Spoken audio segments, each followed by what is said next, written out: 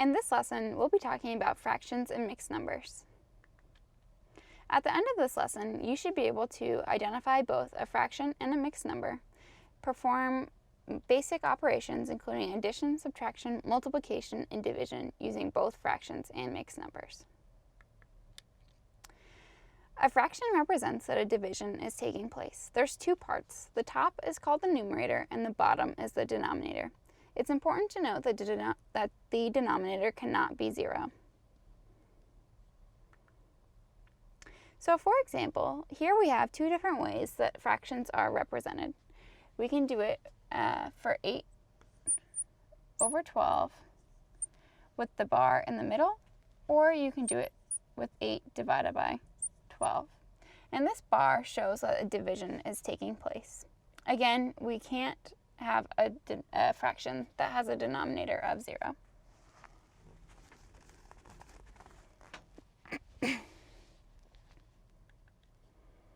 An improper fraction is when the numerator is greater than the denominator.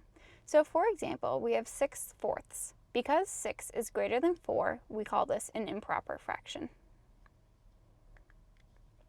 Some other examples of improper fractions are 5 over 5, 6 over 4, and 23 over 17.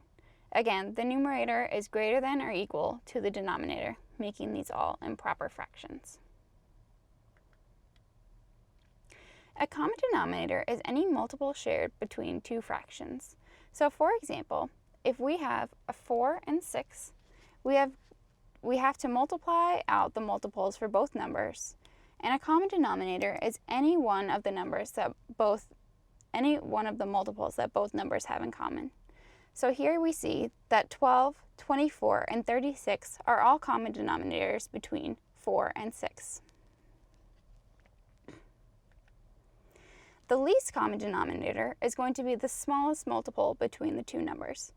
So for 4 and 6, because 12 is the smallest multiple between both, 12 will be the least common denominator. So now let's do an example finding the least common denominator between 1/2 and 1/7. So here we want to list out the multiples of 2 and the multiples of 7. We will start with 7 because it's the larger number. So we have 7, 14, 21, and 28.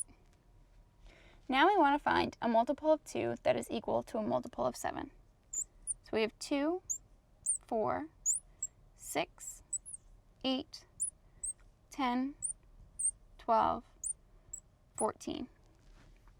Here we see that 14 is a multiple of both 2 and 7. And because it's the smallest multiple between both numbers, we know that it is going to be the least common denominator.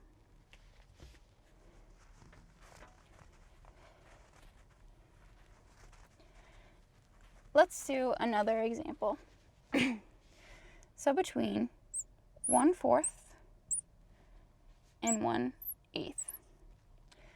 Multiples of 8 we'll start with because it's larger. So we have 8, 16, and 24.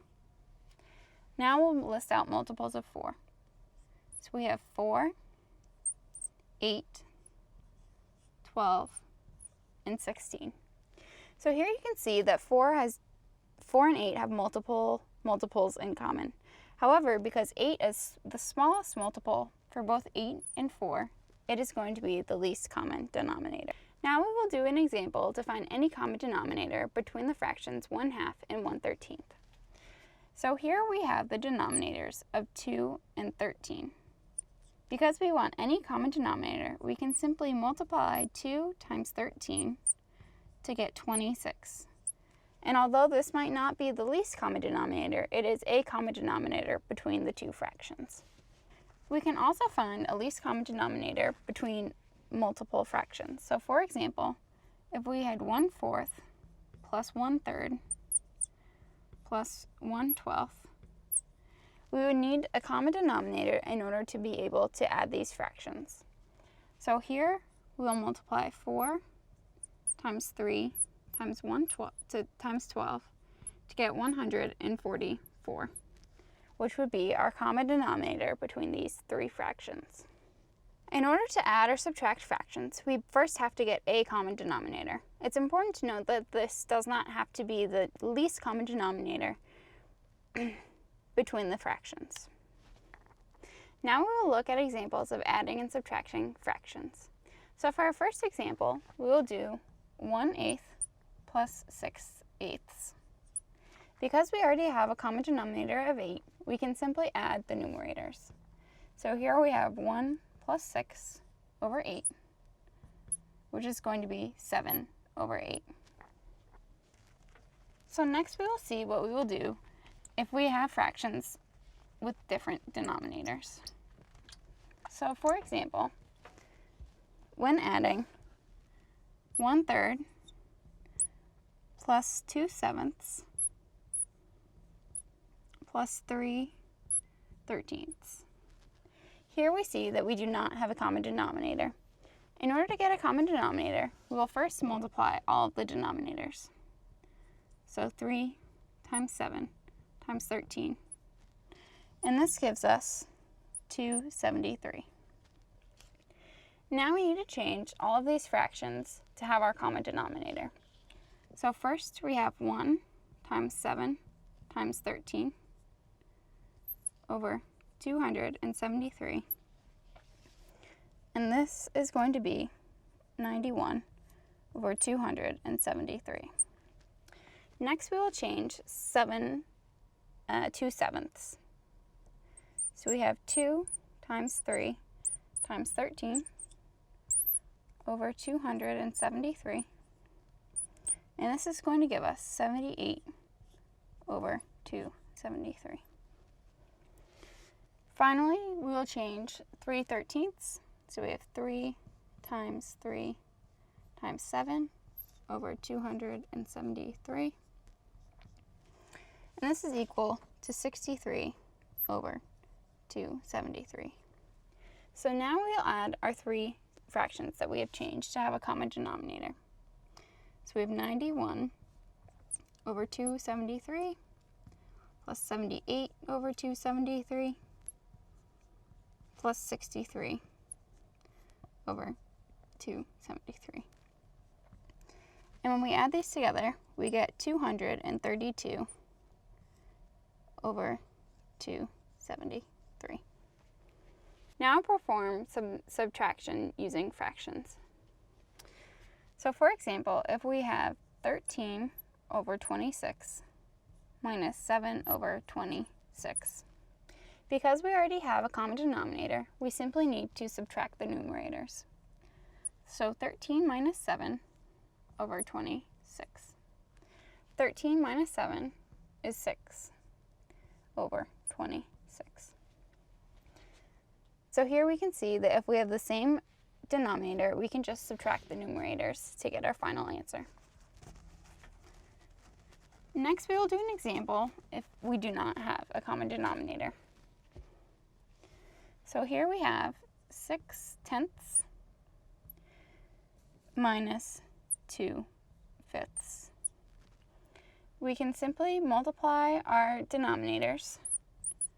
10 times 5 equals 50 to get a common denominator. Now we need to change our fractions so that we can subtract. So we have 6 times 5 over 50 is 30 over 50. And we want to multiply 10 times 2 over 50 equals 20 over 50. Now we can subtract, so we have 30 over 50 minus 20 over 50 equals 10 over 50. So next we will multiply fractions. In order to multiply fractions, we first multiply the numerators and then we multiply the denominators. It's important to note that no common denominator is required. So for example, if we have 1/5 times 3/7, we have 1 over 5 times 3 over 7. We can simply multiply the numerators and multiply the denominators. So we have 3 over 35. Another example is 1/3 times 2/3 times 1/8. Again, we can just multiply across the numerators and denominators. So we have 1 times 2 times 1 over 3 times 8. 2 times 1 times 1 is going to be 2. And we have 3 times 3 is 9 times 8 is 72. So now we know that 1/3 times 2/3 times 1/8 is going to be 2 over 72. In order to divide fractions, we first have to invert the second fraction, and then we perform multiplication of fractions. It's important to note that we also do not need a common denominator. So now we will look at an example using fraction division. So if we take 1/4 and we want to divide it by 2/3, we first take the 1/4 and we multiply it by the inversion of 2/3 or 3/2. Now we perform multiplication as normal. So we have 1 times 3 in the numerator and 4 times 2 in the denominator. So 1 times 3 is 3 and 4 times 2 is 8. So as you can see here, 1/4 divided by 2/3 is 3/8. So now let's look at another example. If we have 7/10 divided by 4/5, we first carry the 7/10 and then we multiply by the inversion of 4/5 or 5/4. We perform multiplication as normal. So 7 times 5 in the numerator and 10 times 4 in the denominator. And we get 35 over 40. So 7/10 divided by 4/5 is 35/40. Now we want to talk about how to get fractions into lowest terms. In order to get a fraction into lowest terms, we have to ensure that the denominator and the numerator have no common multiples. So for example, if we have 7/16 minus 5/16, we know that the answer is 2/16. However, both 2 and 16 can be divided by 2. So if we divide by 2, we get 1. Divide by 2, we get 8. So now we see that in lowest terms, 2/16 is 1/8. A mixed number is a number that has both a whole number and a fraction, and it's a combination of the two. Mixed numbers can also be turned into improper fractions before performing either addition or subtraction, multiplication, and division. In order to add mixed numbers, we first have to add the whole numbers, and then we have to add the fractions using a common denominator. In the end, we will combine both the whole number and the fraction to get the answer. So for example, if we have 5 1/3 plus 2 6/10, we first want to combine the whole numbers. So we have 5 plus 2 is 7. Now we want to add 1/3 plus 6/10. In order to get a common denominator, we will multiply 3 times 10.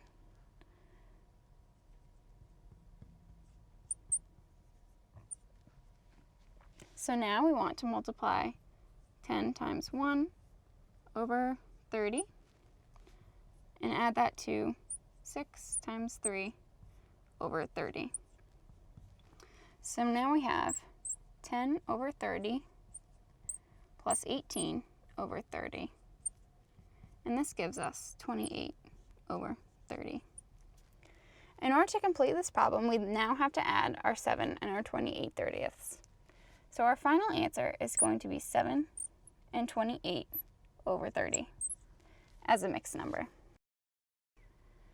In order to subtract fractions that are mixed numbers, we first want to subtract the fractions, and in case we need to borrow from the whole numbers, and then we can subtract the whole numbers. Finally, we will combine the numbers in order to get a mixed number as our answer. So for example, if we have 5 and 2 fourths, 5 and 2 fourths minus 2 and 1/2, we first want to subtract the fractions. So 2 over 4 minus 1 over 2.